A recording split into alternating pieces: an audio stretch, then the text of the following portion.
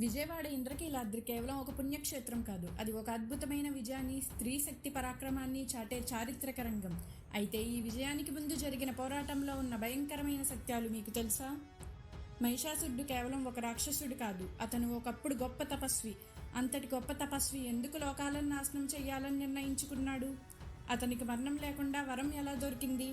త్రిమూర్తులు సైతం వధించలేని మహిషాసురుడిని అంతం చేయడానికి స్త్రీ శక్తిని ఎందుకు ఆశ్రయించాల్సి వచ్చింది? ఆ దుర్గాదేవి ఎలా ఆవిర్భవించింది? ఆమెలో ఉన్న శక్తుల రహస్యం ఏంటి? ఆ మహాయుద్ధం జరిగిన విజయవాడకు ఆ తర్వాత ఇంద్రకీలాద్రి అనే పేరు ఎలా వచ్చింది?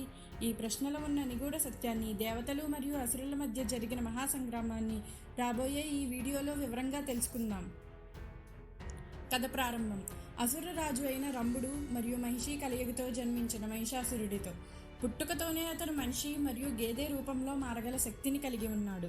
చిన్ననాటి నుంచే మహిషాసురుడు మహాపరాక్రమవంతుడు.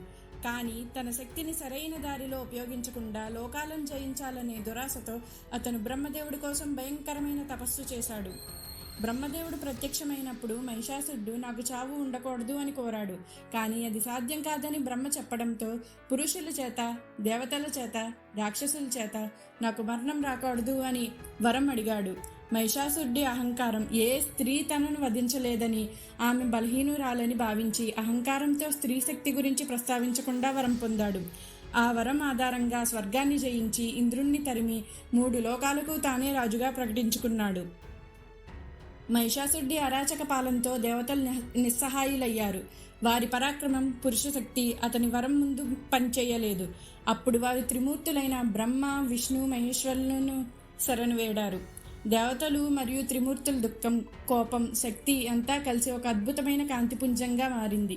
ఆ తేజస్సు నుండి భయంకరమైన కాంతికి ప్రతిరూపంగా ఒక జగన్మాత ఆవిర్భవించింది. శివుని తేజస్సు ఆమె ముఖాన్ని, విష్ణు తేజస్సు ఆమె చేతులను, బ్రహ్మ తేజస్సు ఆమె శరీర పీఠాన్ని, ఇంద్రుని తేజస్సు నడుమును, ఇతర దేవతల తేజస్సులు వివిధ శరీర భాగాలను ఏర్పరిచాయి.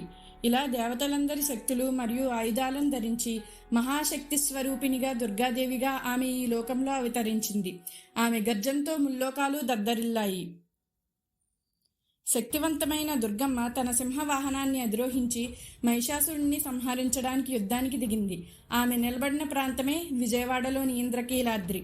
ఈ కొండ ఇంద్రుడు, కీలుడు అనే మహర్షి తపస్సు చేసిన స్థలం కాబట్టి దీనికి ఆ పేరు వచ్చింది. కీలుడు అమ్మవారిని మోసే పర్వతంగా ఉండాలని కోరుకోగా దుర్గమ్మ ఇక్కడే కొలువై ఉంటానని వరమిచ్చింది. మహిషాసురుడు తన సైన్యంతో అమ్మవారిని ఎదుర్కొన్నాడు.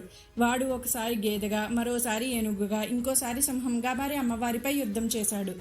అమ్మవారు ఎంతో శాంతంగా కానీ శక్తివంతంగా అతని మాయలను ఛేదించారు. చివరికి గేదె రూపంలో ఉన్న మహిషాసురుడిని కంఠాన్ని ఖడ్గంతో నరికి ఆ రాక్షసుడిని సంహరించారు. ఈ భయంకరమైన విజయాన్ని లోకాలన్నీ సంబరంగా జరుపుకున్నాయి. రాక్షస సంహారంతో అమ్మవారు లోకాలను శాంతిని ప్రసాదించారు. ఈ ప్రాంతంలో ఆ విజయం దక్కింది కాబట్టే ఆ ప్రాంతానికి విజయవాడ అనే పేరు వచ్చింది. దేవతల ఆనందంతో అమ్మవారికి ప్రతిరోజు బంగారంతో అభిషేకం చేశారట. అందుకే ఆమె శ్రీ కనకదుర్గమ్మగా ఈ ఇంద్రకీలాద్రిపై స్వయంభూగా వెలిశారు.